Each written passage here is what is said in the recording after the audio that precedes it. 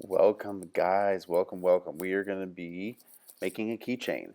So here we are in Onshape, and when we do an Onshape is we go to the top left, create a document. We're going to give it a name. In this case, it's going to be something like keychain example or something like that. I forget what I wrote. Okay, so you get the screen. These are all the planes that you can use. We need to go from sketch, extrude, sketch, extrude. So you start with the sketch. Choose the plane that you want to work on. I like the front plane. It's easier for me, but any of them will work. And once you make your sketch on that plane, you can get rid of those by pressing the letter P in your keyboard. Now, I don't like to draw sideways. I like to draw kind of front on. So I'm going to use the view cube here and show the front. Okay, now we have our drawing tools. We're going to select the rectangle drawing tool. Come down here in the middle. I like to put it on the origin point and make a rectangle. So now that you've made a rectangle, you need to tell it how big you want it to be. So I like the dimension tool. General dimension, D for dimension. Hit D on the keyboard as a shortcut for this, and you could just turn it on and off and on and off. You know it's on because it's blue. Now you use the dimension tool to select one of the sides. Notice how it highlights in yellow when you want it. Click on it, drag it, click on it again, and put in your dimensions. Now, as you're doing this, you're going to finish your sketch. We have a sketch. We need to go to extrude. So we go from 2D to 3D, 2D to 3D. So sketch, extrude, sketch, extrude. Here's our extrude command. We're going to click on it. And unfortunately, I can't really see it. I need to turn the view cube to a corner. So get the view cube on a corner, get an isometric view here, and that is much better. I can see what's actually going on. Now notice I've grabbed this arrow, I'm pulling it back and forth because you can control it that way. Or you can also put in exactly what you want. In this case, it needs to be 1/8 of an inch or 0.125. Looks like I had a couple, typed it in wrong at first. And there's our solid, and when you're done, hit your green check mark. So this is our solid, and this is great, but this is not quite a keychain yet because there's no place for the keychain to go through. So what we're going to do is we're going to make a modification. And how do you do that? You make a sketch, and notice you can make a sketch on any plane you want here. That's not the plane I want, so I backed up. I want to do a plane on the front. So now that I have a sketch surface, I turn it with the view cube so I can see it, zoom out a little bit. Now I want to make a circle because I want to make a round hole. This is the best way, easiest way to make a round hole. Draw a circle in a sketch, and notice I put the circle in the wrong spot.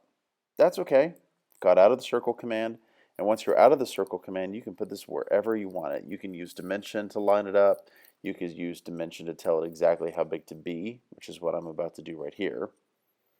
So click on the outside and give it a specific dimension. Okay, and then just kind of line it up where you want it to go.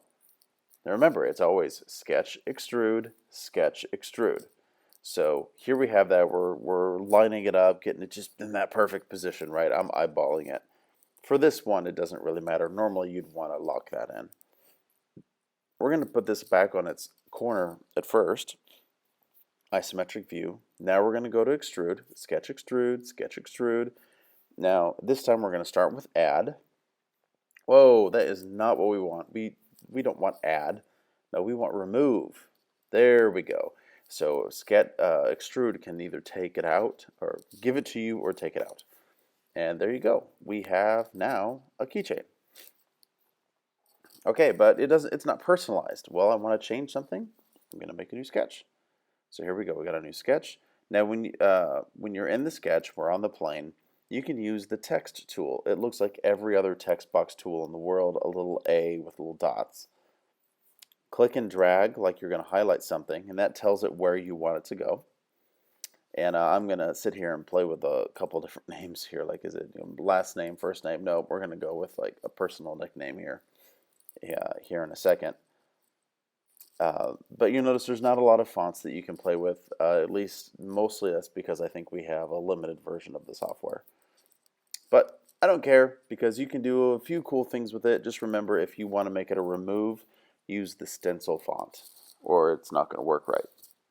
Here we go. Oh wait, but it's the wrong size and it's in the wrong spot. Well, you can click and drag a corner and make it move, or you could use the dimension command to make it move. Also, you can use the dimension command to make it bigger or smaller. So in this case, I made it just a little bit bigger, and I'm just going to float it where I want it to go. Okay, remember, sketch, extrude, sketch, extrude. Once we're happy with our sketch, we're going to hit our green check mark or go straight to the extrude button. Either of those works. So it's still there, even though it's kind of darker now. I'm going to hit extrude and kind of show you both options here. So we'll start with add. Whoa, that is way too much. So we need to back that down. Let's back that down to about 1/8 of an inch, which is 0.125 of an inch. That's what 1/8 is. Oh yeah, that looks a lot better. Now, you could also do remove and have it cut through, but as I said, you're going to need the stencil if you do this, or you're going to lose the center of the A, the center of the R, the center of the D, and it's going to look a little weird. But yeah, there we go. We're just missing one thing now. We need to be able to make this rounded. So remember, with the fillet tool, you have that radius there. And with that radius, you know, the bigger the radius, the bigger the round. So I have changed it to be like pretty big here, like 1/4 inch round, and you can see how big this is on these corners. I always recommend you start at the corner. So wait, I can't see that corner. Well, just turn your view cube. That's no big deal. Now you can see the corner. You could leave it right there if you want to, if that's kind of your style, what you're going for. I tend to really like things pretty and rounded. So I'm going to go back to the fillet tool, but instead of having this really big fillet, I'm going to drop it to half of the thickness of the piece. Thickness of the piece is 1/8. Half of it is 1/16. 1 divided by 16 is 0.0625. And then I click both sides by turning it around and forward. And I'm also doing the hole, because if you put a round in the hole, it makes the keychain a lot easier to go in and out. Okay, that is the basics of how this works. And I'm pretty happy with that, actually. So let's see where we go next. I'm turning it around, looking around, because you need to take a screenshot of it. Go to Echo, find the Make a Keychain link that I've got for you there. I'm making this video so I could put it as an assignment in Echo. Make this a little bit bigger. And this one's really not that bad. So there you see the constraints right there. We'll go down, and I've done screenshotted some of them before, but that's, you know, insert a screenshot of what you've done. That's what I'm doing right here, is taking a screenshot, and we'll go back and put that in there. So here I'll Control V and put that in there. There we go. So that is my screenshot. Multiple monitors gives you screenshots like that. But that's all you need. Good luck, and you can do it.